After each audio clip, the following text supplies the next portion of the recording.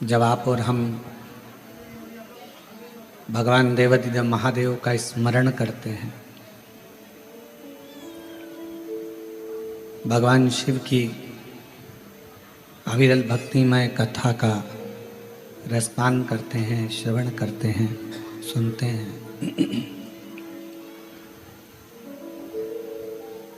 तो हमारे जीवन में कोई बदलाव जरूर आता है।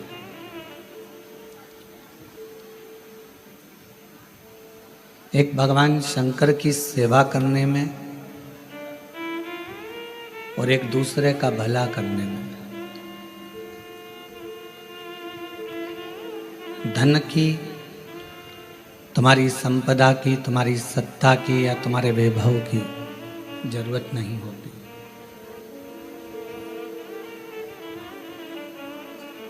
शिव जी की सेवा करना है, भगवान शंकर की अगर भक्ति करना है, भगवान शंकर का भजन करना है, सेवा करना है, उसमें भी धन की मूलता नहीं है। और आप किसी का भला कर रहे हो, उसमें धन नहीं, तुम्हारे निर्मल मन की, अच्छे मन की जरूरत होगी। शिव सेवा में भी भगवान शंकर की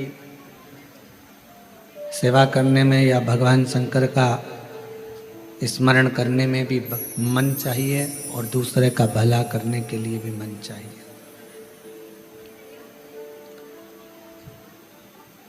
आज का व्यक्ति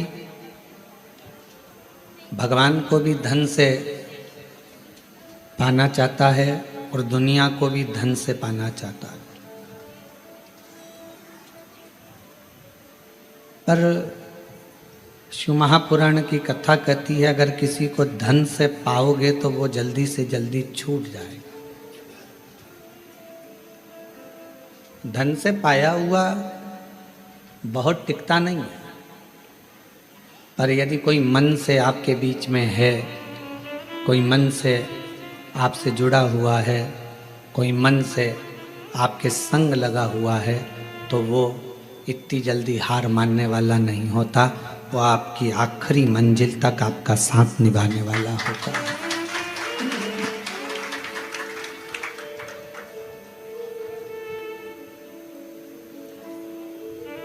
कोई तुमसे कहे कि इतना धन लगेगा और इतना पैसा लगेगा तब भगवान मिलेंगे, तो फिर उसको व्यर्थ ही मानना।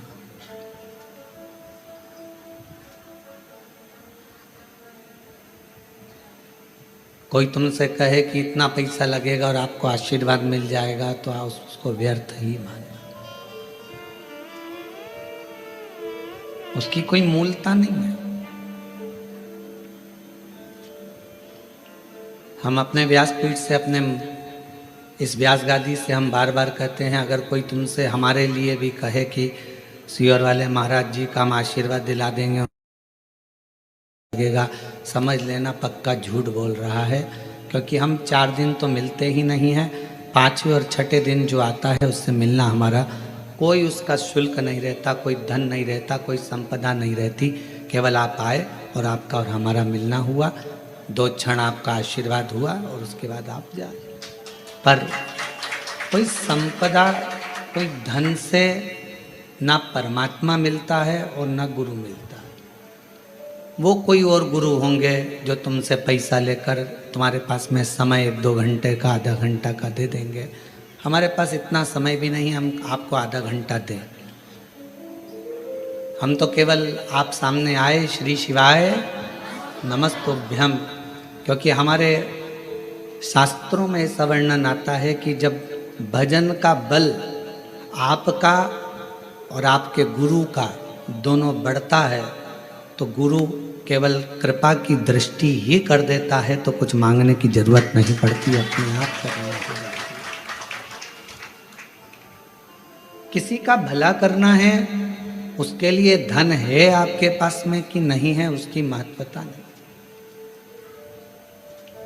किसी का भला करने का मन में अगर भाव आ गया कि मुझे इस बच्चे की स्कूल की फीस जमा करना है, तो भगवान खुद व्यवस्था आपके पास करेगा।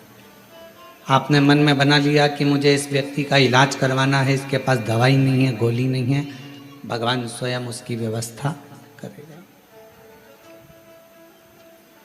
आपने मन ही नहीं बनाया किसी का भला करने का या भगवान का भजन करने का या स्मरण करने का और सोचा धन के बल पर मुझे भगवान मिल जाए या धन के बल पर मैं किसी का भला कर दूं, वो ठीक नहीं। सबसे मूल है आपका मन, आपका हृदय, आपका चित्त, आपकी वृत्ति।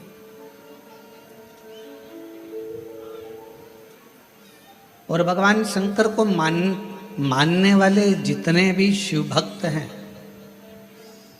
जो श्रावण के महीने में भगवान शंकर की आराधना कर रहे हैं, श्रावण के महीने में भगवान शंकर का भजन कर रहे हैं, श्रावण के महीने में शिव महापुराण की कथा को कोरबा छत्तीसगढ़ की पवित्र धरा से ऑनलाइन सुन रहे हैं, उनसे भी कहेंगे, जितने भगवान शिव के मानने वाले हैं वो अपने अंदर एक बात उठा लेना कि मेरे शंकर भगवान तुम्हारे धन से, संपदा से, तुम्हारी सत्ता से, तुम्हारे वैभव से, तुम्हारी दौलत से कभी भी मेरा शिव प्रसन्न नहीं होता।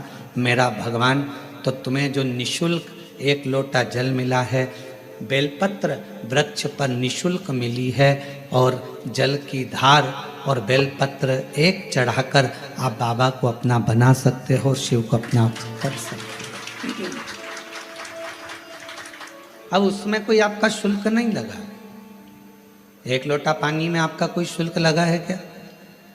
अपने घर का लोटा, अपने घर का पानी, यहाँ तक शिव महापुराण ने कहा कि मंदिर का पानी भी नहीं उठाना, मंदिर का लोटा भी नहीं उठाना, अपने घर से लेकर जाओ, अपना दर्द सुनाने के लिए, अपने मन की बात भगवान को कहने के लिए अपने साथ अपना जल लेकर जाए।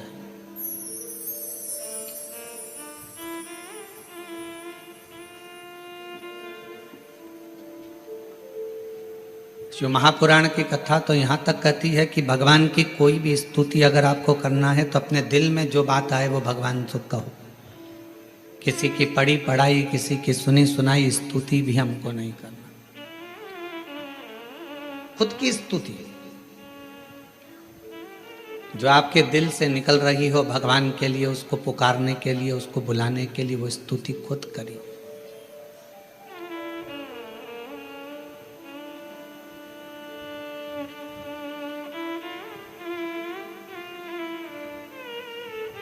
हम ये भी नहीं कहेंगे कि आप हम जैसा विधान बताएं वैसा करो, या हम जैसा आपका दिल करे आप वैसा करिए, शिव को रिझाने के लिए। कड़प एक ऐसा भील वन में रहने वाला, उसके पास में कुछ भी नहीं था, केवल उसने गांव के किसी व्यक्ति को पूजन करते देख लिया था और वो भी पूजन करना प्रारंभ कर दिया। पांव से तो उसने जलाधारी के आसपास में पड़े हुए फूल पत्ती को हटाया, मुंह में भरे हुए पानी को शिवजी पर चढ़ाया, जो उसके पास में मांस आदि था उसका भोग लगा दिया।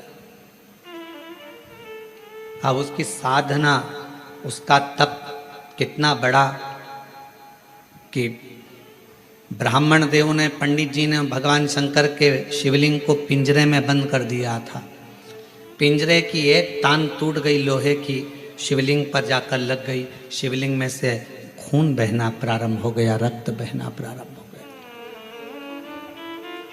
कड़प आया, उसने देखा मेरे शंकर भगवान का नेत्र लग गया, नेत्र में ये लोहे की तान लग गई, आंख फूट गई। हाथ लगाया,